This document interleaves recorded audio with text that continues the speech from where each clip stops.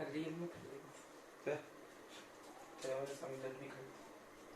यार इधर chemical bonding में हम लोग सबसे पहला पढ़ते हैं बच्चों, केमिकल बॉन्ड क्या होता है। ध्यान से सुनिए, व्हाट इज केमिकल बॉन्ड। तो बॉन्ड का एक्चुअल हिंदी बंधन होता है, बंधन, बांधा हुआ है, फोर्स। बॉन्ड मतलब force of attraction, chemical bond का मतलब होता है फोर्स ऑफ अट्रैक्शन। अट्रैक्शन का फोर्स किसमें लगता है।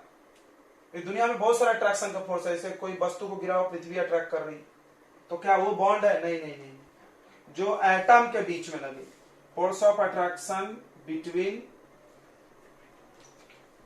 Two atoms in A molecule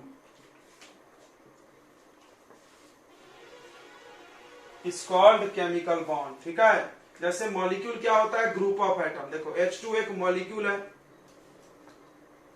ध्यान सुनो, मॉलिक्यूल सुनोगे ना, ग्रुप ऑफ एटम, एक से ज्यादा एटम है तो उसको मॉलिक्यूल बोलते हैं, ये मॉलिक्यूल है। इस मॉलिक्यूल के अंदर कौन एटम है? दो एटम है, H और H। तो ये दोनों साथ में क्यों है? सोचो, ये साथ में इसीलिए है क्योंकि इसके बीच में क्या लग रहा होगा? फोर्स, ऐसे पकड़ के रखा होगा उसने, जब भी वो साथ में, नहीं तो ऐसे भाग जाना चाहिए अलग अलग। ठीक है, तो ये एटम हो गया, ये एटम समझ में आ रहा है, ये एक हाइड्रोजन एटम, ये दूसरा हाइड्रोजन एटम, और इन दोनों एटम के बीच में एक अट्रैक्शन का फोर्स है। कैसे अट्रैक्शन है? तो देखो, इसके इलेक्ट्रॉन को इसका न्यूक्लियस खींच के रखा होगा और इसके इलेक्ट्रॉन को इसका न्यूक्लियस। समझ में आ रहा है, हर एटम के अंदर प्लस चार्ज है और इलेक्ट्रॉन है माइनस। अब ये एक एटम है, एक दूसरा एटम है इधर पे। जब इसको ऐसे तुम पास में लाओगे, पास में लाओगे तो क्या होगा? इसके इलेक्ट्रॉन को इसका न्यूक्लियस खींच लेगा और इसके बीबी को इससे प्रेम हो जाएगा, क्रॉस कनेक्शन, तो फिर ये ऐसा चिपक जाएंगे, दोनों परिवार में अच्छी दोस्ती हो जाएगी। क्लियर है? सबको समझ में आ गया? तो इस तरह से ऐसे एक दूसरे से चिपके रहेंगे, यही हो गया बॉन्ड। तो केमिकल बॉन्ड क्या होता है बताइए? The force of attraction between two atoms in A molecule, किसी मॉलिक्यूल के अंदर। ये मॉलिक्यूल है, जैसे कार्बन डाइऑक्साइड है, इसमें कार्बन एटम है, ये दो ऑक्सीजन एटम को पकड़ के रखा होगा। क्लियर है? ये मॉलिक्यूल है, इसमें दो एटम है। अच्छा, मान लीजिए H2O है, इसमें एक O है, कितने H को पकड़ के रखा है? दो। कैसे? जैसे यहां समझा वैसे।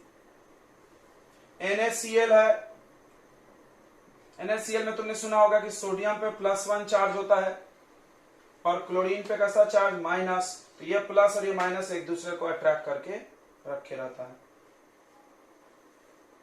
ठीक है बच्चों, ये हो गया NaCl का बॉन्ड। ओके, बढ़िया बात है। तो ये सारे बॉन्ड हो गए। बॉन्ड मतलब क्या होता है? Force of attraction. बॉन्ड से फायदा क्या है भाई? तो बॉन्ड से फायदा है कि कंपाउंड का जो फार्मूला लिखते हो वो बॉन्ड के आधार पे लिखा जाता है। तो बचपन में तुमको सिखाया गया वैलेंसी से लिखा जाता है, वो एक ट्रिक है, वो एक ट्रिक है, बट हकीकत क्या है? बॉन्ड, एक Na एक Cl को के साथ बॉन्ड बना सकता है, इसीलिए NaCl। अच्छा, अगर इसी तरह Mg को देखो तो एक Mg कितने क्लोरीन के साथ जुड़ सकता है? दो, इसीलिए इसका फार्मूला MgCl2। यानी कोई भी केमिकल फार्मूला भी इसी की वजह से बना हुआ है। मैं तुम जो फार्मूला पढ़ते हो उसमें दो तीन लोग जो साथ में हैं, वो क्यों है? बॉन्ड की वजह से। उनमें आपस में कौन सा फोर्स है? बॉन्ड है। जैसे क्लोरीन और मैग्नीशियम क्यों चिपका है, क्यों नहीं भाग जा रहा, अलग अलग क्यों नहीं हो जा रहा है? क्यों हम इसको साथ में लिख रहे हैं? क्योंकि ये दोनों एक दूसरे को पकड़ के रखे हुए। क्यों रखे हैं? फोर्स। दुनिया में हर चीज फोर्स से ही हो रहा है काम भाई, पकड़ के रखना कैसे हो सकता है? फोर्स। ये दीवार को सीमेंट पकड़ के रखा है, फोर्स, बराबर, चिपकने का फोर्स है उसमें। तो वो फोर्स यहां पर कौन है भाई? फोर्स कौन पकड़ के रखा है? Chemical bond. ठीक है, अब एक सवाल आएगी, केमिकल बॉन्ड बनता क्यों है भाई?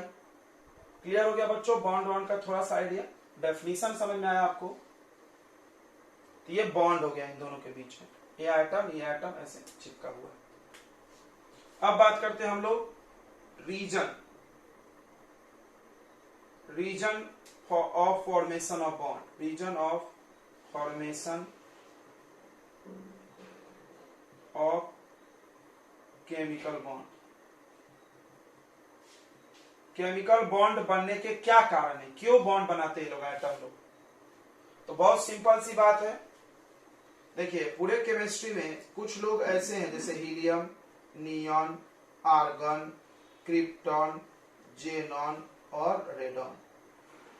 इनको बोला जाता है बच्चों, आप जानते होंगे, नोबल गैस या inert gas.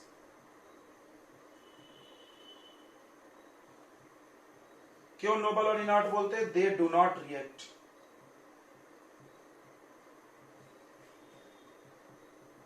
They do not react मतलब जब रिएक्ट नहीं करते मतलब बॉन्ड नहीं बनाते, ऐसा भी बोल सकते हो। दे do not form chemical bond.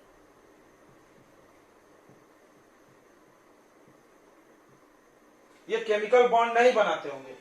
क्यों नहीं बनाते होंगे? सोचो, जरूरत नहीं होगी। जरूरत नहीं होगी तो भाई इनको जरूरत क्यों है? चलो हम तो एक बढ़िया से एग्जांपल देते हैं कि हम लोग जो मिडिल क्लास फैमिली है, सब लोग इधर मिडिल क्लास भी है, तो आपके घर में खाना कौन बनाता है? आपकी मम्मी बनाती है, ऑब्वियसली बात है, मम्मी ही बनाती है। कभी कभी कोई बना दिया अलग बात है, लेकिन जनरली मम्मी बनाती है। क्या कोई भी ऐसा परिवार है हमारे लाइव क्लास में जिसकी मम्मी बोल दे कि हम शादी के बाद आज तक किचन में नहीं गए? नहीं। क्यों? क्योंकि तुम एक बड़े फैमिली से नहीं, अब तुम दूसरा एक बड़ा फैमिली एग्जाम्पल, कोई भी एक हीरो हीरोइन मान लो, या कोई अंबानी परिवार ही लोग एग्जाम्पल लेता है, तो वो क्या लगता है, नीता अंबानी आज तक किचन में गई होगी? बिल्कुल नहीं। क्या उसने प्लेट हाथ से उठाया होगा आज तक? बिल्कुल नहीं। क्या बर्तन धुली होगी? बिल्कुल नहीं। क्यों? वो लेडीज नहीं है। फिर उसको क्यों क्यों खाना नहीं बनाना पड़ता? क्या वो खाती नहीं खाना? भूखे रहती हवा पी के? नहीं, खाना तो खाती है। फिर उसको जरूरत नहीं है बनाने। क्यों? उसको इतने पैसे हैं। पैसा उसका मेन कारण हो गया स्टेबिलिटी का। इतना पैसा को बड़े बड़े नौकर अफोर्ड कर सकती है, वो खाना बना के देते हैं उसको ला के। सेम कहानी यहाँ पर भी, ये लोग भी कोई जरूरत नहीं है। क्यों जरूरत नहीं है? क्योंकि ये स्टेबल है। इन लोगों को दूसरे से इलेक्ट्रॉन लेने देने की, मांगने की कोई जरूरत नहीं है इनको। ये नीता अंबानी के परिवार से स्टेबल है, बराबर है।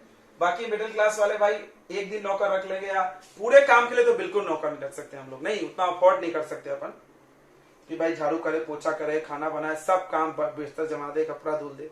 भाई 20-25 हजार रुपये महीने के लग जाएंगे। कुछ ना कुछ तो हम लोग को काम करना ही पड़ जाता है। चलो, कोई समझ में आ रहा होगा मेरी बात? तो वैसे जितने भी अदर एलिमेंट्स होते हैं पीरियोडिक टेबल में, उनको काम करना पड़ता है। काम मतलब electron loss, gain, bond gain बनाना पड़ता है। मेहनत करके बेचारे रोजमर्रा की जिंदगी में बिता रहे हैं। ये सब अंबानी परिवार से, इनको किसी से रिएक्ट करने की, बॉन्ड गेन बनाने की कोई टेंशन मुक्त है। ना किसी को इलेक्ट्रॉन देना है, ना किसी से लेना है, कोई झंझट नहीं। क्यों? क्योंकि ये लोग स्टेबल है। ये लोग क्या है? स्टेबल है। स्टेबल कैसे है पता चला भाई? तो इनका जो आउटर सेल है, जो भी, वो पूरा भरा हुआ है। जो भी आउटर सेल है, सेल की बात करो, जैसे इसका के सेल है आउटर, किसी का एल होगा, किसी का एम होगा।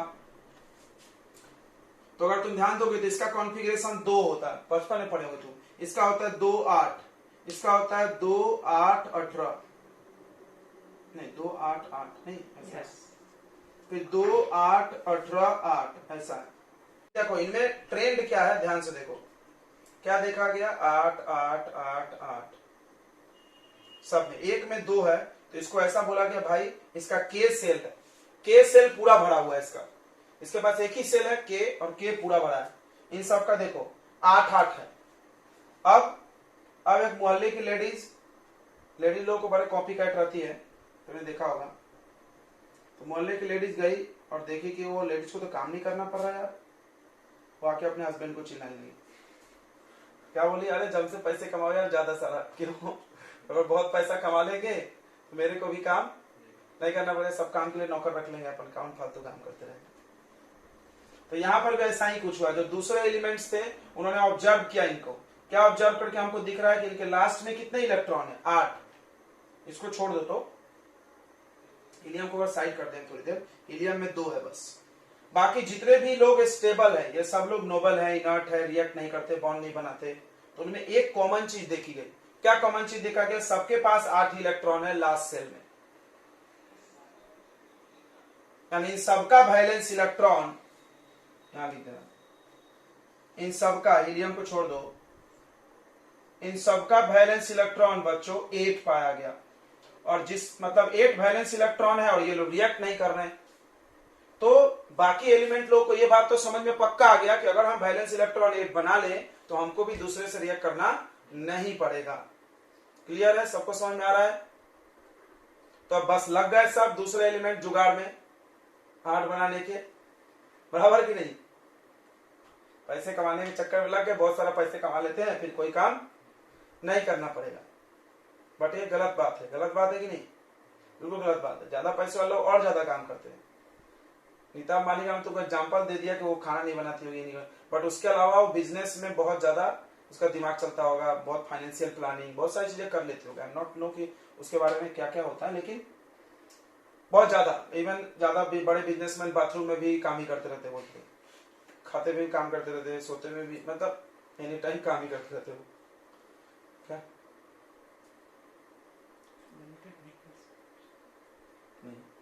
ठीक है?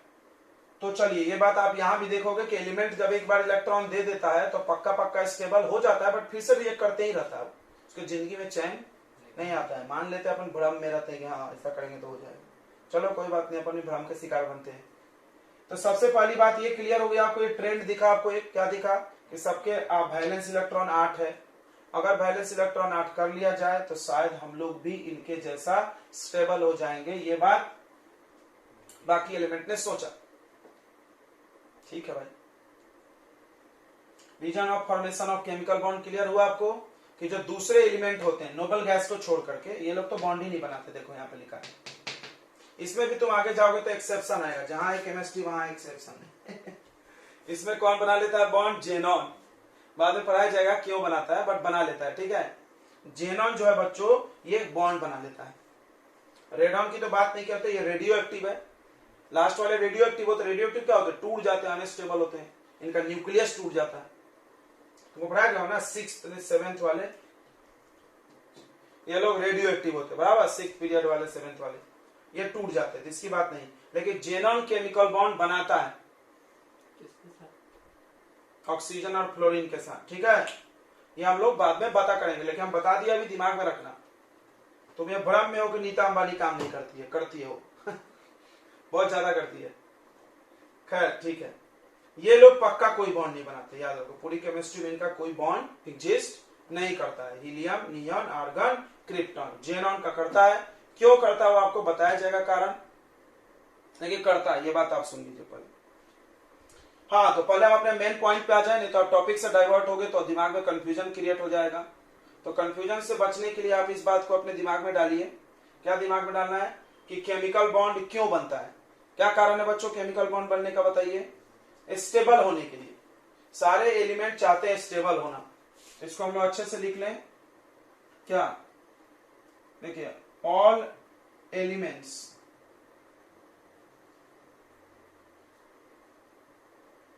want to gain stability,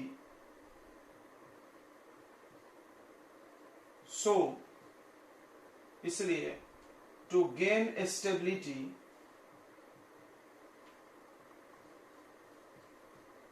they form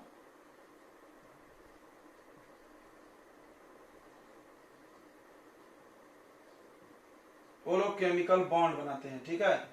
अब सवाल है कैसे, कैसे बनाते हैं भाई, कैसे स्टेबिलिटी आएगी?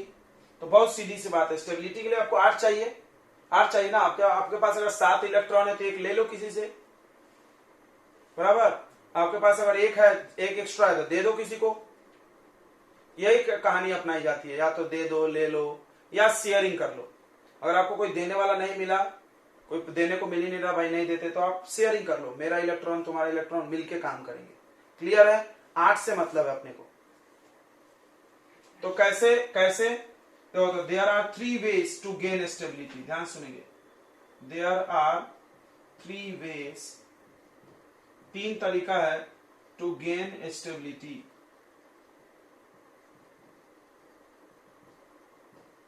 स्टेबिलिटी पाने के 3 तरीका है। पहला, टू लॉस इलेक्ट्रॉन, या by loss of electron, by loss of electron, electron loss करके। चलिए इसका एग्जांपल हम लोग देख लेते हैं ऊपर। अब ऐसा एक इलेक्ट्रॉन दिखाओ, किसी भी एलिमेंट को उसके चारों तरफ वैलेंस इलेक्ट्रॉन दिखाया जाता है। ये किसने बोला था? लेविस ने। एक साइंटिस्ट थे लेविस, उन्होंने क्या बोला था? किसी भी एलिमेंट के चारों तरफ क्या दिखाओ? वैलेंस इलेक्ट्रॉन दिखाइए डॉट से। याद रखेंगे इसी बात को, ठीक है? तो Na दिखाओ एक डॉट, तो एक इलेक्ट्रॉन है, तो एक इलेक्ट्रॉन है, ये क्या करेगा? एक इलेक्ट्रॉन बाहर निकाल देगा, तो क्या बन जाएगा? Na+1। तो इलेक्ट्रॉन लॉस से कौन सा चार्ज आता है? Positive charge. एक इलेक्ट्रॉन बाहर निकल गया लॉस करके। तो बताइए Na ये स्टेबल है कि ये स्टेबल है? ये स्टेबल हो गया। Na+1 स्टेबल है। Na एटम स्टेबल नहीं, सोडियम एटम, ये एटम है, ये स्टेबल है? नहीं, अनस्टेबल है। एटम अनस्टेबल होता है। और ये आयन है, ये क्या है? आयन। आयन क्या हो गया? स्टेबल हो गया। आयन बोल सकते हो या कटायन बोल सकते हो। क्यों स्टेबल हो गया? कोई पूछ लिया तो आप बताओ, नोबेल गैस जैसा बन गया है तो। ओके, तो लॉस ऑफ इलेक्ट्रॉन से स्टेबिलिटी मिली कि नहीं मिली? मिली ना? मिली। चलिए, तो दूसरा तरीका स्टेबिलिटी पाने का बच्चों, गेन ऑफ इलेक्ट्रॉन। आप इलेक्ट्रॉन गेन कर लीजिए कहीं से। तो गेन के लिए हम लोग लेते हैं Cl का एग्जांपल। देखिए Cl कौन से ग्रुप में आता है? देखिए आपको ग्रुप नंबर याद हो गया है क्या? सबको याद हो जाना चाहिए। अगर नहीं याद हुआ है तो बहुत समस्या है भाई, फिर तो तुम 11th के लिए अनफिट हो। Darwin concept, you are unfit in the class 11। तो ग्रुप नंबर 17 में आता है ये लोग। ग्रुप नंबर याद रहने से क्या फायदा होगा? डॉट बनाने में इजी होगी। तो बताइए कितने डॉट बनेंगे क्लोरीन में? कितने डॉट बनेंगे? जल्दी बोलो। 17 डॉट। ग्रुप नंबर 17 वालों का वैलेंस इलेक्ट्रॉन कितना है? पर क्या है ना क्लासिफिकेशन, किस दिन के लिए पढ़े हो? बोलो, जल्दी जल्दी बोलते जाओ। नहीं बोल रहे क्या रे सर? अरे हम जितना पूछे उतना बताओ यार। हम पूछ रहे हैं वैलेंस इलेक्ट्रॉन, तो एक गेन करेगा। हद है। वैलेंस इलेक्ट्रॉन कितना है?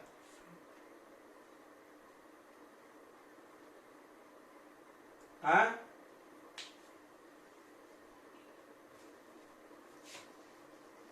क्यों 7 है? कैसे पता चल रहा है 7 है? ये सब नोट कर लिए थे तुम लोग?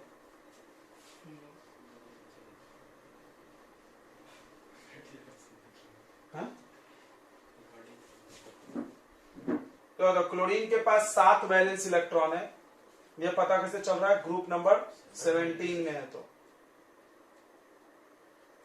अब ये क्या करेगा? 8 तो बनाना है इसको, तो एक ले लेगा। तो एक इलेक्ट्रॉन कहीं से ले लिया इसने, तो फिर ये हो जाएगा Cl। देखो कितने डॉट बनाएंगे अब हम इसके चारों तरफ? 8। लेकिन चार्ज -1 आ जाएगा, क्योंकि गेन ऑफ इलेक्ट्रॉन से क्या चार्ज आता है? माइनस। तो ये पहले एटम था, एटम था तो कैसा था? अनस्टेबल। अब ये क्या बन गया? आयन, यानी ले लिया तो स्टेबल हो गया। ओके, तो दूसरा तरीका स्टेबल होने का, गेन ऑफ इलेक्ट्रॉन। पहला क्या था? लॉस कर दो, दूसरा गेन कर दो, तीसरा शेयरिंग ऑफ इलेक्ट्रॉन।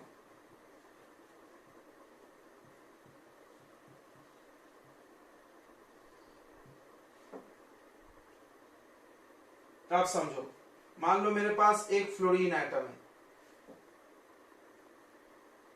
इसके पास कितने इलेक्ट्रॉन होंगे? बताओ यथार्थ साबले,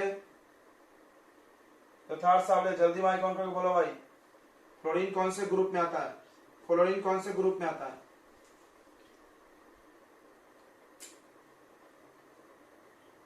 फ्लोरीन, फ्लोरीन कौन? अंधा भी है बहरा भी लगता है। यहाँ लिखा है, बोल भी रहे भाई, फिर भी कौन पूछे? बोर्ड, बोर्ड दिख नहीं रहा है क्या तुमको क्लियर? अरे यार, इसीलिए क्या है सर? चलो कोई बात नहीं, सॉरी। चलो इधर फ्लोरीन 17 में यानी 7 आएगा। अब देखो अब इसको किसी से गेन लॉस करना नहीं है, इसने क्या किया, एक और फ्लोरीन लाया, ध्यान से समझना, एक और फ्लोरीन एटम को पकड़ा, खोजा, एक और मुर्गा खोजा, इसको, इसके पास भी तो 7 ही होगा, सब फ्लोरीन के पास 7 इलेक्ट्रॉन होता है।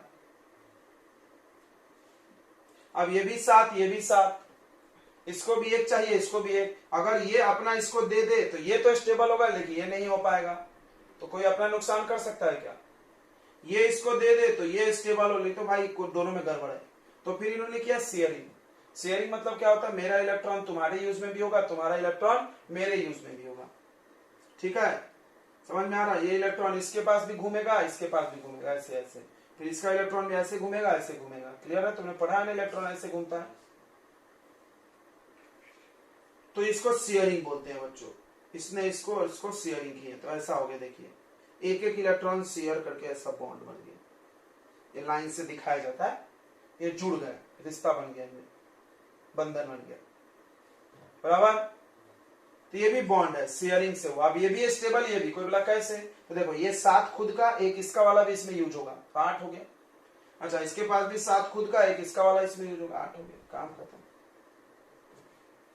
तो ये 3 तरीके हैं स्टेबल होने के लिए। अब एक बहुत लीगल सा सवाल आपसे पूछा जाएगा, यहां तो हमको दिख रहा है बॉन्ड, यहां तो नहीं है, तो हम आपसे सवाल पूछेंगे कि ये इलेक्ट्रॉन देगा तो किसको देगा, कोई लेने वाला चाहिए, हाँ इसको लेना है, तो लेगा किससे, कोई देने वाला होना। मतलब हम तो ये पढ़ लिए कि दे सकता, हम ये पढ़ लिए ले सकता है, पर देगा कौन, लेगा कौन। तो इन दोनों ने सोचा आपस में हम लोग क्या बना लेते हैं, पार्टनरशिप बना लेते हैं, तो बॉन्ड बन जाएगा। Na प्लस Cl माइनस आपस में चिपक जाएगा, Na क्या करेगा, Cl को इलेक्ट्रॉन दे देगा। समझ में आ गया? चलिए, तो आई थिंक आपको ये बात समझ आ दिया हमने कि बॉन्ड क्यों बनता है, सबको समझ में आ गया कि जो दूसरे आइटम जितने भी होते हैं, जैसे ये हो गया, ये हो गया, ये पहले अनस्टेबल थे ये लोग, अब ये बन गया F2, ध्यान से देखो, अब ये बन गया F2, अब ये स्टेबल हो गया। पहले जब F था फ्लोरीन तो क्या था, अनस्टेबल, जब वो बॉन्ड बनाया तो क्या हुआ, स्टेबल हुआ। तो जो जितने भी आइटम होते हैं वो सब अनस्टेबल होते हैं, वो स्टेबल बनने के लिए इलेक्ट्रॉन गेन, लॉस या शेयर कर देते हैं, और इसीलिए वो बॉन्ड बनाते हैं। देखो यहाँ बॉन्ड बना है, यहां भी बॉन्ड बनेगा, प्लस माइनस के बीच में चिपक जाएंगे, वो आयनिक बॉन्ड बनेगा। ठीक है बच्चों, सबको समझ में आ गया बॉन्ड क्यों बनता है? किसी को कोई डाउट है तो बोल सकता है,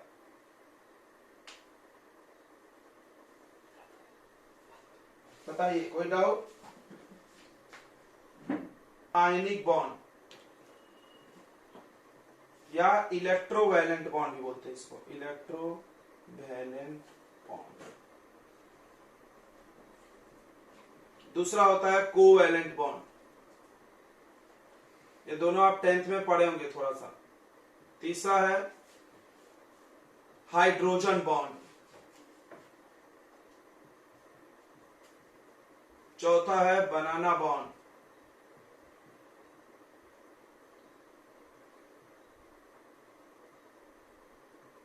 इसका एक और नाम है, इसका नाम है 2 इलेक्ट्रॉन 3 सेंटर बॉन्ड।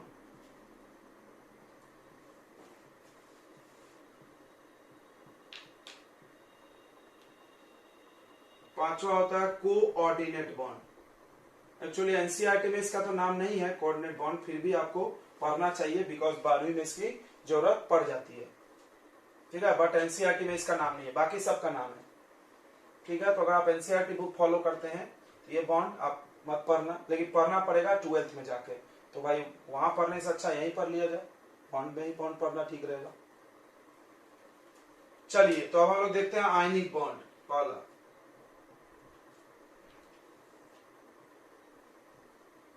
अब 10th में जो पढ़े हो उतना सब ठीक है। इलेक्ट्रोवैलेंट बॉन्ड, ठीक है, इलेक्ट्रोवैलेंट बॉन्ड या आयनिक बॉन्ड क्या होता है इसमें? इसमें 2 आयन होते हैं, कटायन और एक एनायन, और उनके बीच में अट्रैक्शन फोर्स हो जाता है, सब लोग जान रहा है। इसमें सोडियम है, देखो कैसे बनाया जाता है इसको, सोडियम लिखिए, सोडियम कौन से ग्रुप में आता है 1, तो कितना डॉट बनेगा 1। क्लोरीन लिखिए, कौन से ग्रुप में आता है 17, कितना डॉट बनेगा 7। इसमें क्रॉस भी बना सकते हैं, तुम्हारी मर्जी। अब ये इसको एक इलेक्ट्रॉन दे दिया, ऐसे एरो से बना सकते हो देना, या कोई जरूरी नहीं एरो से बनाना, डायरेक्ट भी समझ रहा है। तो Na ने एक इसको दे दिया, Na ने दे दिया तो Na पे कितना चार्ज आ गया, +1। लॉस मतलब +1, जिसको नहीं समझता है वो लिख सकता है यहाँ पे, लॉस मतलब पॉजिटिव चार्ज, गेन मतलब निगेटिव चार्ज। अब Cl के पास टोटल इलेक्ट्रॉन कितने हो जाएंगे, 8। ध्यान से देखना, 6 7 पहले से था, एक और ले लिया इसने तो 8 हो गया। इसने गेन कर दिया तो कौन सा चार्ज, माइनस। अब ये प्लस माइनस ऐसे चिपका के लिख दो साथ में, तो ये हो गया NaCl। क्लियर हो गया बच्चों, एक प्लस एक माइनस चिपक गया, कोई दिक्कत नहीं है। चलिए अब दूसरा एग्जांपल लेते हैं हम लोग। जैसे हमको पोटेशियम और ऑक्सीजन में बॉन्ड बनाना है, ध्यान से समझना, जरूरत तो तुमको पता है 8 बनाना है सबको। पोटेशियम कौन से ग्रुप में आता है, 1 आता है ना, तो 1 में आता है तो कितना इलेक्ट्रॉन है, 1। ऑक्सीजन 16 में आता है तो कितना इलेक्ट्रॉन होगा इसके पास, 6। तुम बताओ इसको कितनी जरूरत है, स्टेबल होने के लिए कितना चाहिए, 8। जिसके पास 1 2 3 है वो दे देता है, क्लियर है। जिसके पास 5 6 7 है वो लेता है, 4 वाला भी लेता है, 4 5 6 7 8। तो बताइए ये क्या करेगा, इसको देगा, तो क्या एक देने से ये स्टेबल हो जाएगा, सोचो। तो कितना चाहिए इसको, तो ऐसा वाला एक और ला लो अपने मन से, नहीं लिखा है तो भी लिख लो ऐसे के। फिर ये भी देगा ये भी देगा, दोनों देंगे इसको, दोनों इसको देंगे, तो क्या हो जाएगा बताइए, के पे कितना चार्ज, एक के पे कितना चार्ज बताइए, +1। यहाँ पे 2 बार लिख दो, क्यों 2 बार नहीं लिखना पड़ेगा, एक ही चीज को 2 लगा दो। फिर O, एक O ने कितना लिया, एक O में कितना गेन किया, इस ऑक्सीजन ने कितना इलेक्ट्रॉन लिया, 2। कितना लिया रे, 2। क्रॉस से दिखाएं क्या, नहीं समझ रहा है तो क्रॉस दिखा दो, चलो अच्छा रहता, एक क्रॉस रहेगा तो समझेगा। अब इसने छेद खुद का था, 2 क्रॉस यानी 2 बड़ोसी से, तो 2 लिया तो -2। अब इसका फार्मूला क्या बनेगा, देखो K 2 बार है तो K2O, जो 2 बार है वही। बचपन में आपको एक ट्रिक पढ़ाया गया था, ये पावर यहां ये पावर यहां, बट वो ट्रिक था, हकीकत नहीं था। हकीकत ये है कि ऑक्सीजन को 2 लेना है, सोचो ऑक्सीजन को 2 चाहिए इलेक्ट्रॉन, पोटेशियम बोला हम 1 देंगे, तो कितने पोटेशियम से रिश्ता जोड़ा उसने, 2। समझ में आ गया, इसको 2 रुपए चाहिए, इसने बोला हम 1 रुपए देंगे, तो कितने लोगों से मांग लिया उसने, 2। इसीलिए 2 पोटेशियम और 1 ऑक्सीजन जुड़ा हुआ है, स्टेबल हो गया। क्लियर हो गया सबको। चलिए अगला एग्जांपल देखते हैं हम लोग, कैल्शियम, समझ में आ रहा है, ये तीसरा एग्जांपल, कैल्शियम है और क्लोरीन है, सोचना है आपको। कैल्शियम कौन से ग्रुप में आता है, 2nd, तो कितना इलेक्ट्रॉन है इसके पास, 2। क्लोरीन के पास तो याद हो गया होगा 7। अब सोचो ये कितना लेगा, ये कितना लेगा, तो ये बोला करे मुंह बांधा वाला आतंकवादी, बोलते जा, कितना लेगा ये, 1। इसको देना कितना है, 2 देना है, क्या करेंगे, ये इसको 2 रुपए देना है, वो बोला हम 1 ही रुपए लेंगे, तो क्या करेगा वो, ऐसा वाले को 2 ला लेगा,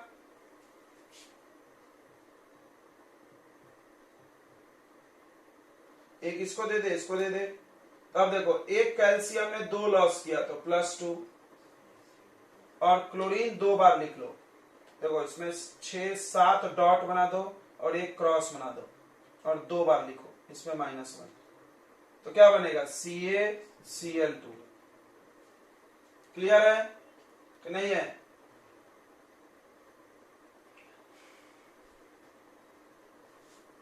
तो अब आप सोच के बताइए कि अगर हमको एल्यूमिनियम और फ्लोरीन में रिश्ता कायम करना है, एल्यूमिनियम और ऑक्सीजन में रिश्ता कायम करना है, बॉन्ड बनाना है, तो कितना कितना लगेगा, सोच के बताओ, चलो जल्दी करो, चालू हो जाओ चालू हो जाओ।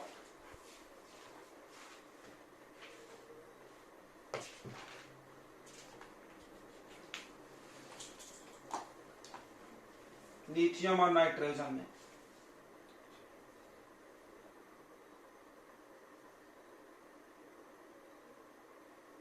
सोडियम और ऑक्सीजन में, चलिए सबका आप लिस्ट सोच के बताइए कौन कितना कितना चाहिए जल्दी से।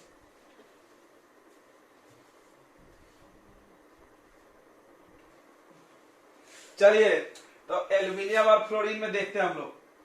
देखिए सोचना बहुत आसान है। फ्लोरीन पे बस 7 है और एल्यूमिनियम के पास 3 है। देखो मेटल के पास जो भी इलेक्ट्रॉन होता है ना वो दे ही देता है, पूरा देना चाहता ही है, नहीं देगा तो स्टेबल नहीं होगा, सीधी बात है। तो अब तुम खुद सोचो, ये तो एक ही लेगा भाई, ये तीनों ले नहीं सकता ना, 8 से ज्यादा कोई करेगा नहीं अपना, बट इसको तो तीनों देना है। तो कॉमन सेंस की बात है कि फ्लोरीन कितने बार लिख दिया जाए, 3 बार। एक इसको दे देगा, फिर एक और फ्लोरीन लिख लो, एक इसको। यानी तुम ध्यान से देखो तो एल्यूमिनियम एक ही है और फ्लोरीन 3 बार है। अब चार्ज वार्ज लिखना बहुत जरूरी है। एल्यूमिनियम ने कितना दिया, एरो देखो उस पर 3 बनाया तो यानी +3। फ्लोरीन ने कितना लिया, 3 लिया, नहीं, एक फ्लोरीन ने एक ही लिया है। एक एक का देखा जाता है, तीनों का मिला के नहीं देखा जाता है। तो एक फ्लोरीन ने एक लिया है तो चार्ज कितना होगा, -1। इलेक्ट्रॉन भी बना दो डॉट से, कितने डॉट बनेंगे इस पे, 7, और एक क्रॉस बनेगा। क्रॉस किसका, इसका वाला इलेक्ट्रॉन है। क्लियर है। देखो इस फ्लोरीन पे एक ही क्रॉस वाला इलेक्ट्रॉन है तो एक ही चार्ज माइनस होगा। अब इसको मिला के लिख दो, एल्यूमिनियम 1 बार और 3 फ्लोरीन है, ये नंबर को नीचे लिखा करो, F3। अब था अगला क्या था यहाँ पे, एल्यूमिनियम और ऑक्सीजन। तो एल्यूमिनियम के पास 3 इलेक्ट्रॉन, फिर से बनाइए, और ऑक्सीजन के पास कितना इलेक्ट्रॉन होता है बच्चों, 6। इसको 2 इससे चाहिए, 2 तो ले लिया, इसका तो स्टेबिलिटी हो गया, लेकिन ये फंस गया बेचारा, एक बचा है। अब ये सोचा एक और ऑक्सीजन ला लेते हैं, तो एक को एक देगा, फिर ये फंस गया, तो फिर एक और एल्यूमिनियम बढ़ा लो। इसको अपने मन से तो बढ़ा दो, 2-3 जितना चाहिए। तो इसके पास फिर 3 इलेक्ट्रॉन लेके आया ये, तो फिर एक इसको दे दिया, इसका भी काम हो गया, इसका भी। अब 2 बच गया, फिर एक और ऑक्सीजन आएगा। क्लियर हो रहा है क्या। अब ये दोनों इसको दे देगा, समझ में आया। ये दोनों मिलके 6 इलेक्ट्रॉन, इन दोनों को 2-2 चाहिए, हो गया 6-6 बराबर। तो अब ध्यान से देखिए, ध्यान से देखो, Al कितने बार है, 2 बार, और ऑक्सीजन कितने बार है, 3 बार। लिख दिया हमने। अब चार्ज लिखना है। एक एल्यूमिनियम कितना देता है, याद कर जाओ ना, 3 ही देता है हमेशा एल्यूमिनियम। और ऑक्सीजन कितना लेता है, 2, तो -2। अब इस पे बना भी लो तुम, 2, 4, 6 और स्टार लगा दो, 8। तो क्या बन जाएगा फॉर्मूला, Al2। देखो ये नंबर यहां लिख दो, O3। अगला था क्या बच्चों, लिथियम और नाइट्रोजन। लिथियम आता है ग्रुप 1 में, तो 1 इलेक्ट्रॉन है इसके पास। नाइट्रोजन आता है 15 में, तो कितना है इसके पास, 5 है। 5 है तो इसको 3 की जरूरत है, ये तो एक ही देगा, तो कितने लिथियम लाने पड़ेंगे, 3 लिथियम। ये भी देगा इसको, ये भी देगा इसको, ये भी देगा। ये बन जाएगा, लिथियम पर तो +1 आएगा, लेकिन नाइट्रोजन पे आ जाएगा -3 चार्ज। 3 गेन किया, बराबर।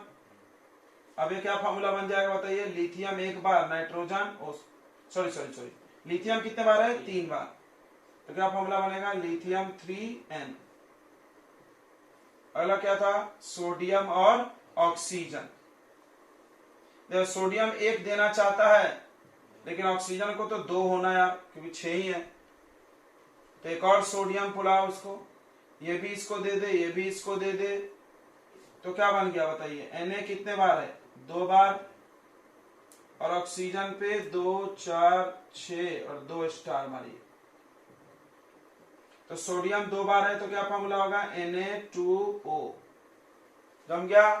ये सारे आयनिक बॉन्ड है, और आयनिक बॉन्ड का डेफिनेशन आप जानते होंगे क्या, the force of attraction present between cation and anion, या positive ion and negative ion. एक प्लस आयन होता है, एक माइनस आयन होता है, वो दोनों एक दूसरे से चिपक के बॉन्ड बना लेते हैं, उसको कौन सा बॉन्ड बोलते हैं, आयनिक बॉन्ड। नाम को पढ़ो, आयनिक।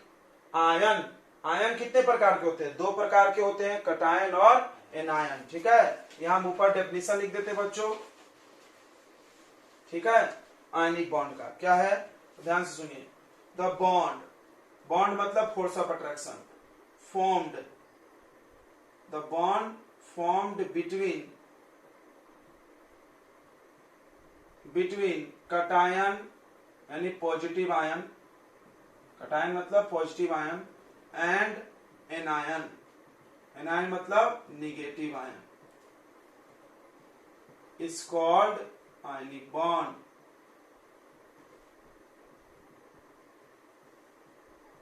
अच्छा, जिस कंपाउंड के अंदर, देखो ये सब कंपाउंड जो पढ़े हो तुमने, आयनिक कंपाउंड, जिस कंपाउंड के अंदर आयनिक बॉन्ड है उसको क्या बोलते हैं हम लोग? आयनिक। तुम कॉपी मैसेज लाइन से बनाना और यहां पर ऊपर हेडिंग लगा देना आयोनिक कंपाउंड। अच्छे से नोट्स बनाओ, काम आएगा।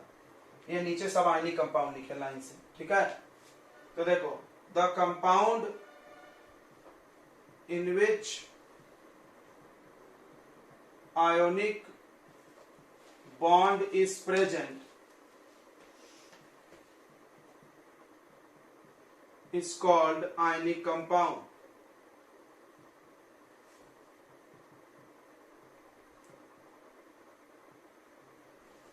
ठीक है, आयनिक बॉन्ड को इलेक्ट्रोवैलेंट बॉन्ड भी बोलते हैं। क्यों बोलते हैं? क्योंकि दो अपोजिट चार्ज के बीच में बनता है, ठीक है। चलिए नेक्स्ट पॉइंट बिता दे थोड़ा सा इधर से।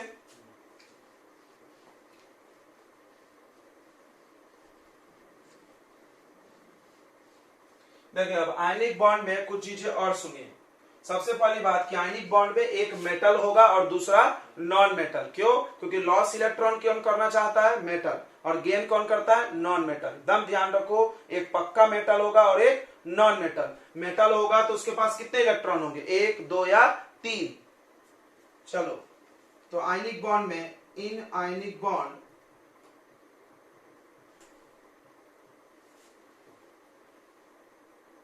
या ionic bond is formed between metal and non metal. याद रखो, आयनिक बॉन्ड का किसके बीच में बनता है? मेटल और नॉन मेटल के बीच में बनता है, ठीक है। मेटल के पास कितने इलेक्ट्रॉन होते हैं लास्ट सेल में? 1, 2 या 3। तो तीनों लॉस करना चाहता है, याद रखो इस सब बातें। metals have valence electron 1, 2 or 3. They lost electron. तुम देख लो, जितना हम बनाए हैं मेटल, इधर साइड में मेटल लिखा हुआ है सबसे पहले। देखो 1, 2, 3 ही बनाए थे, याद करो। और सब पूरा दे रहा है। और नॉन मेटल्स के पास, नॉन मेटल में तुमने ध्यान दिया 6, 5, 6 यही मिल रहा था। 5 मिला, 6 मिला, 7 मिला, तीनों बोर्ड पे। नॉन मेटल्स है वैलेंस इलेक्ट्रॉन 5, 6, 7। तो वो लोग क्या कर लेंगे? गेन इलेक्ट्रॉन करेंगे। और मेटल से कौन सा आयन बनेगा? Positive ion. नॉन मेटल से कौन सा आयन बनेगा? Negative ion. और वो दोनों चिपक जाएंगे, आयनिक बॉन्ड बन गया, खत्म। यही तो कॉन्सेप्ट है इधर। मेटल के पास 1, 2, 3 है, वो लॉस करेगा। लॉस करके कौन सा आयन बनाएगा? कटायन। कटायन मतलब पॉजिटिव। और नॉन मेटल गेन करेगा तो कौन सा आयन बनाएगा? एनायन। एनायन मतलब निगेटिव। अब आयनिक बॉन्ड में एक प्लस आयन और एक माइनस आयन आपस में चिपक जाएगा। ये प्लस वाला आयन कौन बनाएगा? मेटल। माइनस वाला आयन कौन बनाएगा? Non metal. समझा? ये मेटल होगा और ये नॉन मेटल। पक्का है, ठीक है। ओके। इसके बीच में जो फोर्स है, उस फोर्स का नाम है इलेक्ट्रोस्टैटिक फोर्स ऑफ अट्रैक्शन। सुने होगे तुम फिजिक्स में, बहुत मजबूत है ये। तो आयनिक बॉन्ड में, आयनिक बॉन्ड ही नहीं, कोई भी दुनिया में प्लस चार्ज और माइनस चार्ज के बीच जो फोर्स है उसको क्या बोलते हैं हम लोग? इलेक्ट्रोस्टैटिक फोर्स बोलते हैं। इसको भी लिख लिया जाए। देखो, इन आयनिक बॉन्ड, इन आयनिक कंपाउंड लिख सकते हो। आयनिक कंपाउंड में electrostatic force of attraction is present between positive and negative ion.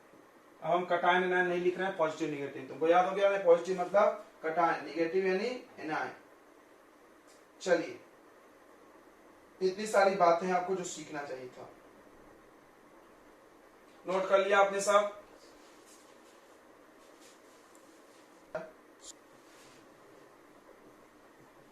तो जितने भी आयनिक कंपाउंड तुम जानते हो सबके सब सॉलिड है, याद रखो। जितने भी आयनिक कंपाउंड, जैसे NaCl, अभी तुमने जितना लिखा था Al2O3, लिथियम नाइट्राइड, ये सब लिखे थे ना, calcium oxide dot dot dot, ये सब सॉलिड है, कोई एक्सेप्शन नहीं इसमें। क्यों सॉलिड है भाई? क्योंकि इसमें एक प्लस आयन है और एक माइनस आयन, और इनके बीच में लगने वाला फोर्स क्या है? बहुत मजबूत है, बहुत स्ट्रांग होगा, तो ये कैसा होंगे? सॉलिड। करेक्ट, ठीक है। तो ऑल आयनिक कंपाउंड्स आर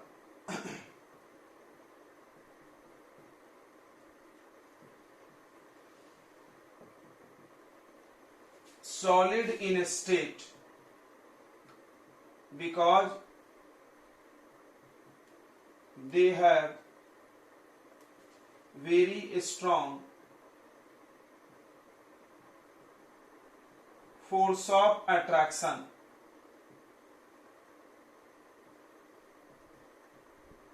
क्योंकि उन बहुत मजबूत फोर्स ऑफ अट्रैक्शन लगाते हैं, ठीक है। ओके, दूसरा पॉइंट है high melting and boiling point. अच्छा, एक पॉइंट और लिख सकते हो, they are crystalline solid, they are crystalline solid. Crystalline solid मतलब क्या होता है? जिसका 3 डायमेंशनल रेगुलर स्ट्रक्चर है, ठीक है, जिसका 3 डायमेंशनल रेगुलर स्ट्रक्चर है।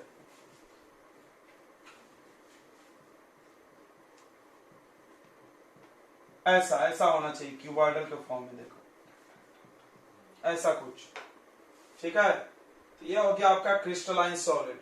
क्लियर हो रहा है? तो तुम देखो जितने भी नमक देखे होगे तुम, ऐसा ही होता है। कॉपर सल्फेट देखोगे ब्लू कलर का होता है, वो भी ऐसा ही होता है। चलिए, ओके, दूसरा point high melting and boiling point.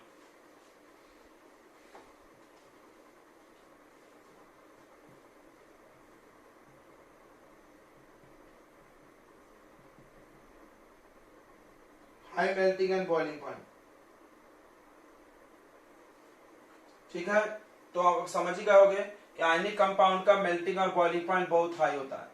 Ionic compounds have very high melting and boiling point.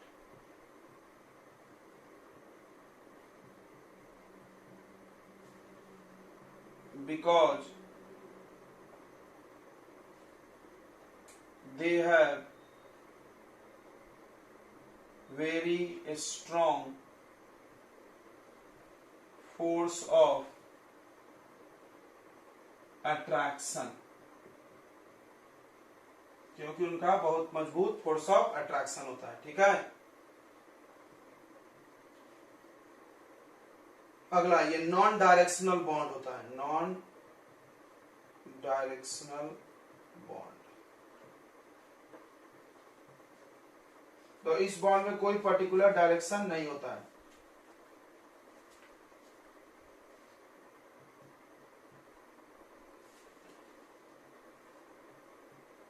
There is no particular direction of bond। तो आयनिक बॉन्ड में कोई डायरेक्शन नहीं होता। जैसे देखो Na+ है, ये जाके Cl- है, इसे चिपक गया।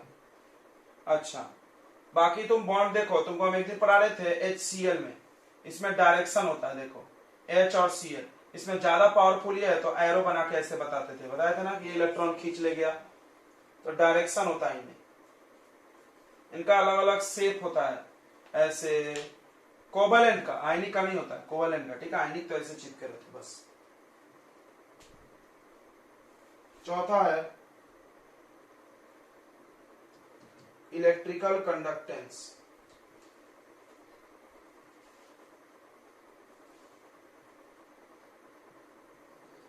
तो जितने भी आयनिक कंपाउंड है वो बैड कंडक्टर होते हैं सॉलिड स्टेट में, सुना होगा सबने, ये लोग बैड कंडक्टर होते हैं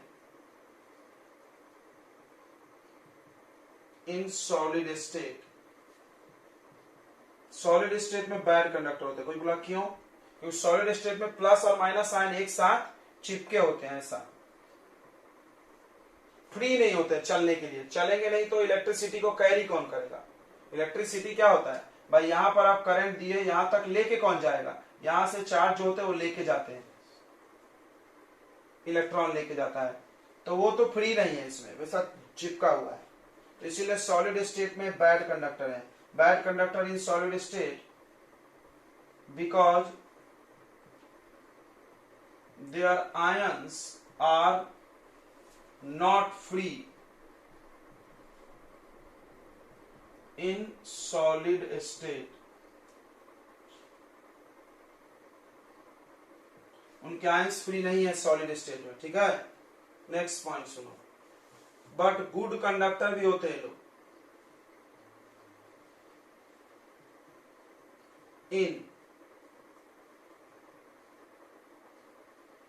इन मोल्टन, मोल्टन यानी पिघला दो, मोल्टन यानी गर्म करके पिघला दो, या एक्वस,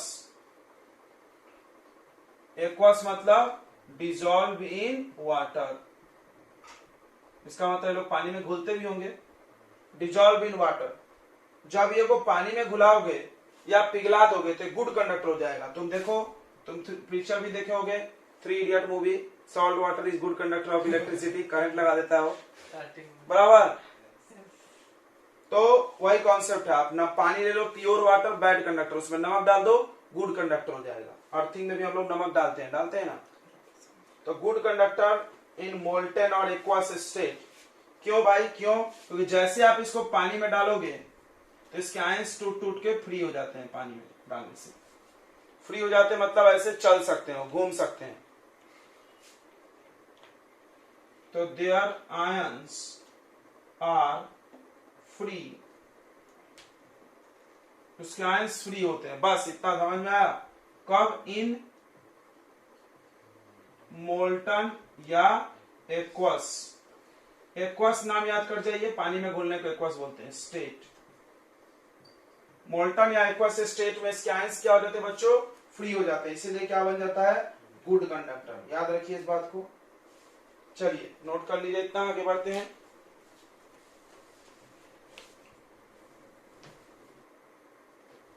जो आयनिक रिएक्शंस दिखाते हैं, जो आयनिक कंपाउंड होते हैं, तो aqueous solution of ionic compounds shows ionic reaction। जैसे देखो ध्यान से, हमने ले लिया AgNO3 एक्वस, एक्वस मतलब डिजॉल्विंग वाटर।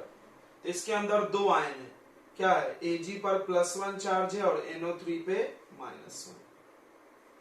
प्लस ले लिया हमने NaCl, इसको भी एक्वस, एक्वस मतलब समझ आ रहा है, पानी में घोल दो, दोनों को घोल के मिला दो,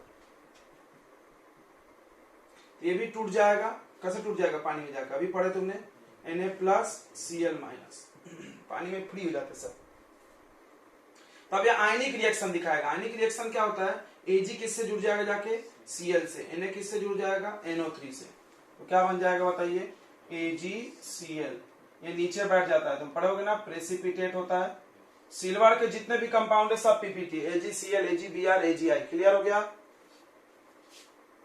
प्लस क्या बनेगा बताइए? NaNO3,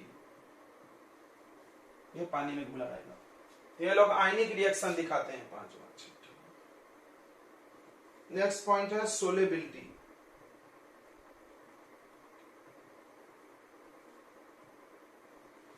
तो आयनिक कंपाउंड्स आर, ध्यान सुनो, ionic compounds are soluble in water. Water यानी वाटर कौन सा सॉल्वेंट है बताइए? Polar solvent.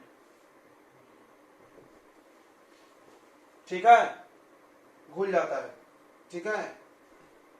And they break into their ions when dissolve in water.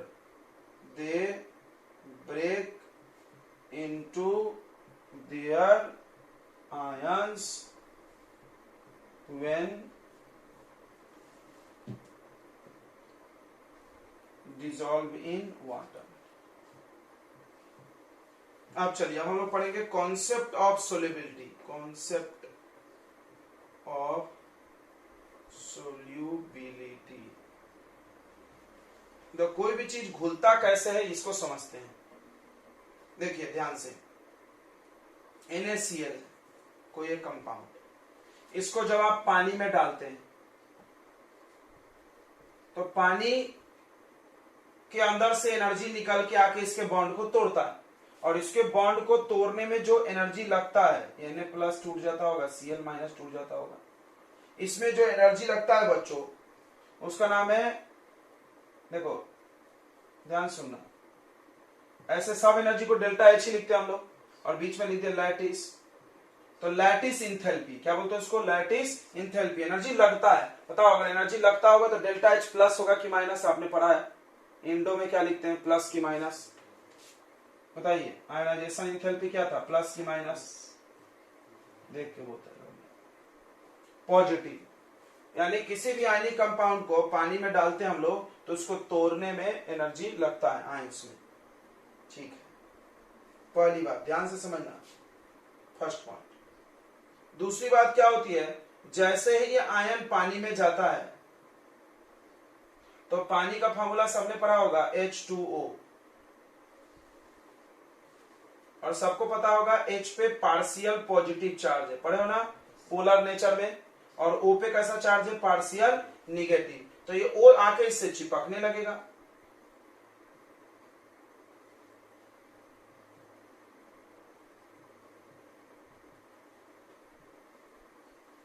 इसको ऐसे घेरने लगेगा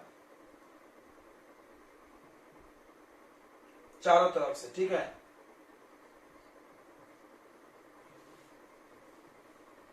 अब जब इस सोडियम आयन को पानी के मॉलिक्यूल्स घेरने लगेंगे, इस प्रोसेस का नाम है हाइड्रेशन।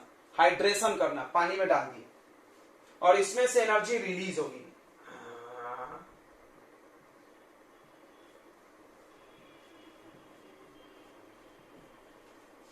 तो ध्यान से सुनो, एनर्जी रिलीज। उसी तरह Cl- का भी होगा, Cl- है बच्चों, पानी में गया, पहले बॉन्ड तोड़ने में एनर्जी लगा, ठीक है, और इससे एनर्जी निकले, इसको जाके कौन चिपकेगा बताइए, H। इसको कौन चिपकेगा बताओ, H, क्योंकि H पे कौन सा चार्ज है, प्लस। ये पानी के अंदर ऐसी कहानी चलती है, तुमने कभी सोचा नहीं होगा।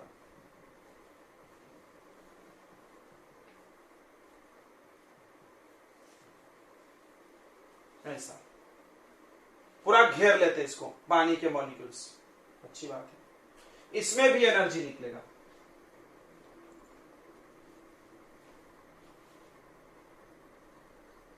और इसमें एनर्जी एब्जॉर्ब हो रहा, इस प्रोसेस में फर्स्ट स्टेट में एनर्जी क्या हो रहा, लग रहा।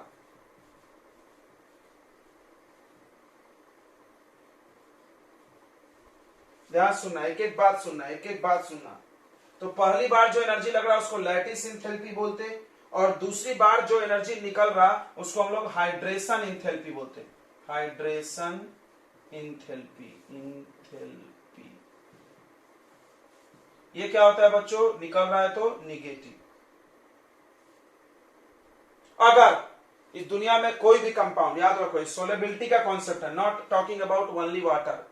दुनिया में कोई भी चीज कोई पूछे इसमें घुलता है इसमें नहीं घुलता, कारण बताओ, तो तुम बचपन वाली कारण अब भूल जाओ, बचपन जो पढ़े सब गलत था, मतलब एग्जैक्ट कारण नहीं था, वहां पे बताया था पानी में जाकर आयंस में टूट जाता, क्यों टूटा, पहला सवाल जवाब नहीं। क्यों घुला, घुलने का मतलब क्या होता है, यह होता है घुलने का मतलब, देखो पूरे घेर लेते हैं, तो घुलने में दो स्टेप शामिल है। देखो, पहला होता है लैटिस और दूसरा हाइड्रेशन।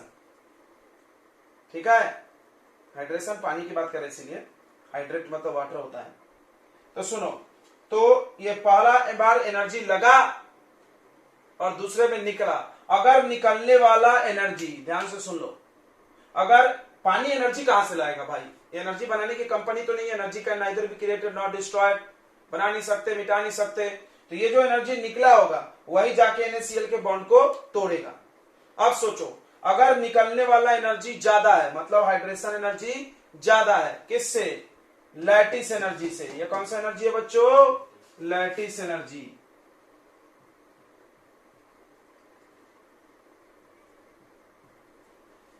अगर निकलने वाला एनर्जी ज्यादा है, हाइड्रेशन एनर्जी ज्यादा है लैटिस से, तो बताओ घुलेगा कि नहीं घुलेगा? सोचो, मतलब फटाफट एनर्जी तोड़ने में जो एनर्जी लग रहा हो कम है, निकल ज्यादा रहा, तो जाएगा एनर्जी, तोड़ते जाएगा, इसको तोड़ते जाएगा, तोड़ते जाएगा, तो घुलेगा कि नहीं घुलेगा? बताइए, सोच के देखो, घुलेगा कि नहीं घुलेगा? क्या लग रहा है? घुल जाएगा? नहीं घुलेगा। क्यों नहीं घुलेगा भाई? नहीं क्यों बोला? घुलने का मतलब क्या होता है? ऐसे टूट के अलग हो जाए, फिर उसको आके चिखेर लेंगे सब, बराबर है? दिमाग ही नहीं चलता, नहीं उल्टा बोल दिया बेचारा। अच्छा, दूसरा केस, यहां से एनर्जी कम निकला, यहां से एनर्जी कम निकला और यहां ज्यादा लग रहा, तो ये जब जाएगा एनर्जी तो ये बॉन्ड तोड़ पाएगा क्या? नहीं तोड़ पाएगा, क्योंकि एनर्जी कम है। तो जब टूटेगा नहीं आयंस, तो ये घेरेंगे नहीं, घुलेगा क्या? ये घुलना है, नीचे जो बना हुआ है। घुलने के लिए पहले अलग होना जरूरी है, तब उसको आके वो लोग घेरेंगे, और अलग होने के लिए एनर्जी लगेगा, वो एनर्जी यहीं से आएगा। अब एक बच्चा सवाल मन में सोच रहा होगा, हम जानते हैं, पहला मुर्गी है कि अंडा, वो वाला सवाल क्रिएट हो गया होगा तुम्हारे दिमाग में पटाख से। अरे सर, पहली बार कैसे हुआ? बच्चा सोच रहा होगा कि सर ये तो पहली बार को मार दो गोली, पहली बार ऐसा होगा कि वाटर खुद अपना एनर्जी को देके तोड़ दिया पहला मॉलिक्यूल के लिए, लेकिन कब तक देगा वो? तब तक मदद उतना नहीं कर सकता। पहला बच्चा ये सोच रहा होगा, सर आपने बोला पहले टूटेगा फिर घुलेगा, तो एनर्जी तो यहां से निकला, तो फिर यहां लगा कैसे? तो तुम पहले मॉलिक्यूल को मान लो कि वाटर ने एनर्जी अपना दे दिया था, सबको नहीं दे सकता उतना एनर्जी वाटर। अब भाई तुम एनर्जी बना के लाओ, तो कैसे बन रहा है एनर्जी? जब ये पानी में जा रहे हैं, इसको वाटर के मॉलिक्यूल घेर रहे हैं, तो एनर्जी रिलीज हो रहा है। इस प्रोसेस का नाम हाइड्रेशन इंथैल्पी, इस प्रोसेस का नाम हाइड्रेशन और एनर्जी का नाम इंथैल्पी, एनर्जी हाइड्रेशन इंथैल्पी। अगर निकलने वाला एनर्जी ज्यादा है, तो ये जाएगा एनर्जी और वापस NaCl को तोड़ेगा, दूसरे वाले को तोड़ेगा, फिर और घुलेगा, फिर और निकलेगा, फिर तोड़ेगा, फिर घुलेगा। क्लियर है? चलते रहेगा, घुल रहा है, घुल रहा है, घुल रहा है, मस्त। इसी को बोलते हैं सोल्युबिलिटी, घुल रहा है। अगर यहां से कम एनर्जी निकला, अगर यहां से कम एनर्जी निकला, तो मान लो ये पाला तो टूट गया गलती से पानी का एनर्जी खींच के, अब यहां से कम निकला, तो दूसरे बार NaCl को तोड़ पाएगा क्या? नहीं, तो उतना एनर्जी ही नहीं है, यानी अब वो डिजॉल्व नहीं होगा। क्लियर हो गया? कोई भी चीज डिजॉल्व हो रहा नहीं हो रहा, इस डिजॉल्व होने के प्रोसेस का नाम है सॉल्वेशन।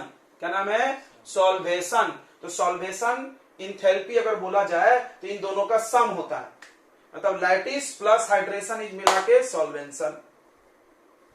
बहुत कंफ्यूजन हो रहा होगा, नए नए नाम आ रहा है खटाखट। सॉल्वेशन मतलब कोई भी चीज को घोलना है सॉल्वेंट में, तो कितने नाम यूज होंगे? दो।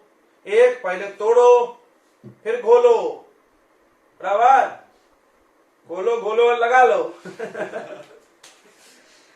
सही है? तो वह अलग बात है इधर। तो पहले तोड़ो, तो तोड़ने में एनर्जी लगेगा, फिर घोलो तो घोलने में एनर्जी निकलेगा। अगर निकलने वाला एनर्जी ज्यादा है तोड़ने वाले से, तो टूटते रहेगा, घुलते रहेगा, और अगर कम है तो नहीं घुलेगा। क्लियर है बच्चों? ये कहानी है। चलिए, तो इसको हम लोग नोट कर लेते हैं। ऊपर से आप नोट कर लिए हैं क्या? लैटिस एनर्जी क्या होता है, या इंथैल्पी बोल सकते हैं, the energy required to break ionic bond. Ionic bond के लिए यूज होता है, याद रखो, ionic bond of 1 mole ionic compound. जितने भी इंथैल्पी 1 मोल के लिए लागू है is called lattice enthalpy. Clear है? किलो जूल पर मोल में नापते होंगे, डेल्टा, लैटिस और एच ऐसे लिखा रहता है।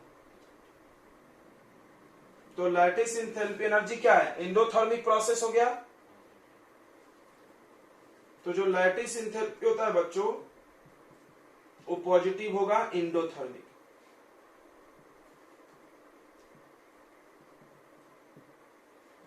बढ़िया बात है। अच्छा, दूसरा स्टेप होता है हाइड्रेशन या सॉल्वेशन, बोलिए।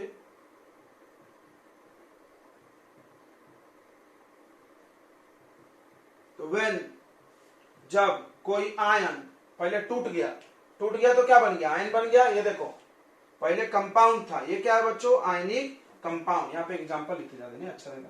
जैसे NaCl है, ये आयनिक कंपाउंड है। इसको पानी में डाले, काय में भी डालो, तुम्हारा प्रॉब्लम है। ये टूट गया, ये जो टूट करके अलग करने में जो एनर्जी लगा वो है आपका डेल्टा लैटिस H प्लस में लगा। अब ये आयन बन गया। अब ये आयन पानी में गया या काय में भी गया, तेल में गया, शक्कर में गया, काय में भी गया, तुम्हारा प्रॉब्लम है। कोई भी सॉल्वेंट में डाल दो, सॉल्वेंट से ही नाम बना है solvation, solvation.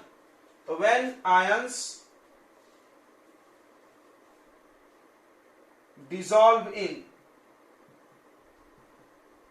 polar solvent, then it get surrounded by solvent molecules।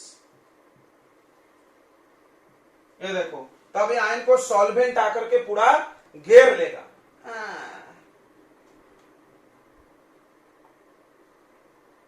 This process is called solvation। इस प्रोसेस को हम लोग क्या बोलते हैं? सॉल्वेशन बोलते हैं। This is exothermic process. ये एक एक्सोथर्मिक प्रोसेस है। The energy released in dissolving ionic compound in solvent, in polar solvent। ionic compound polar में ही घुलता है।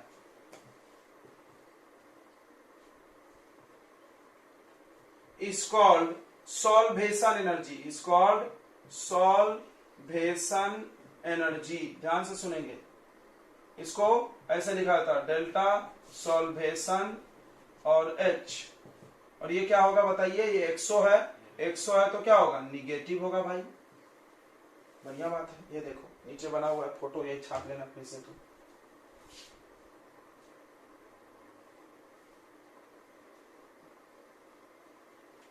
अब तुम बोलोगे हाइड्रेशन कहाँ नाम लिखा आपने भाई? तो वाटर के लिए ही सब नाम को हाइड्रेशन बोल दिया था, कोई जरूरी थोड़े वाटर ही होगा हमेशा। तो अगला पॉइंट इसमें लिख ले कि इफ यदि सॉल्वेंट इज, अगर सॉल्वेंट वाटर है, then solvation is called, solvation को बोलते हैं हम लोग क्या? हाइड्रेशन। क्या बोलते हैं सॉल्वेशन को? हाइड्रेशन। एंड सॉल्वेशन एनर्जी को क्या बोलेंगे? सॉल्वेशन एनर्जी को क्या बोलेंगे? Is called hydration enthalpy. यानी पानी में डालेंगे तो हाइड्रेशन होगा, बाकी जगह डालेंगे तो सॉल्वेशन होगा। या हर जगह सॉल्वेशन बोलिए, एंथैल्पी।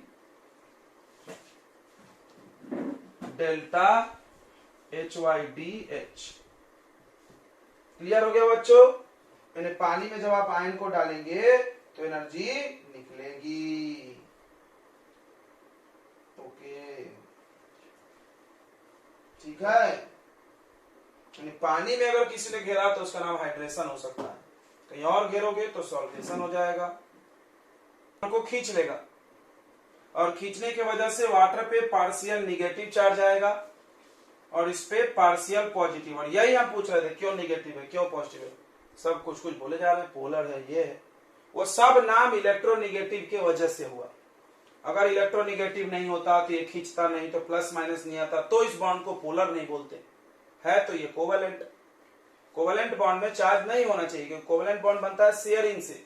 शेयरिंग में चार्ज कहां से आना, नहीं आना चाहिए, लेकिन आया, क्यों आया, इलेक्ट्रोनिगेटिव होने के वजह से। ओके, तो हमने आपको बता दिया कि वाटर के केस में सभी इंथैल्पी के नाम में हाइड्रेशन लगा लीजिए। अब दो कंडीशन है भाई। पहला कंडीशन क्या है कि अगर लैटिस इंथैल्पी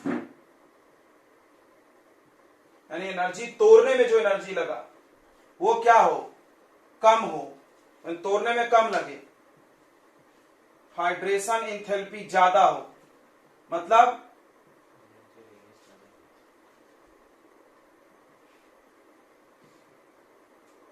हाइड्रेशन इंथैल्पी, तो लैटिस इंथैल्पी कम हो, हाँ मतलब रिलीज मोर, तो रिलीज मोर हो और एब्जॉर्ब लेस हो, समझ रहा होगा ना, लगा कम निकला ज्यादा, तो क्या होगा, बराबर बॉन्ड टूटेगा और घुलते जाएगा। तो सोलेबल इन वाटर, पानी की बात करेंगे क्योंकि हमने हाइड्रेशन लिख दिया है, ठीक है। तो जो भी कंपाउंड है वो पानी में घुल जाएगा, कंपाउंड सोलेबल इन वाटर असल में। दूसरा पॉइंट जस्ट उल्टा, अगर लैटिस इंथैल्पी जो है वो ज्यादा हो, मतलब एब्जॉर्ब ज्यादा होने वाला है और निकला कम, तो क्या होगा, कहां से आएगा भाई, कर्जा कहां से लाओगे एनर्जी,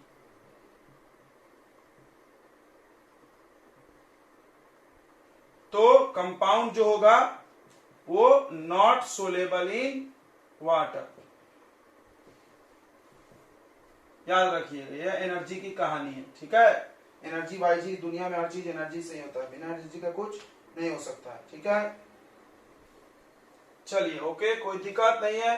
तो अब बताइए, पानी में जब हम किसी चीज को डालते हैं तो एनर्जी क्या होती है, निकलती है कि एब्जॉर्ब होती है, निकलती है, क्लियर है। ये देखो, एब्जॉर्ब कम हुआ, रिलीज ज्यादा हुआ, तो हमको फायदा होगा ना, तो एनर्जी क्या होगा, निकलेगा।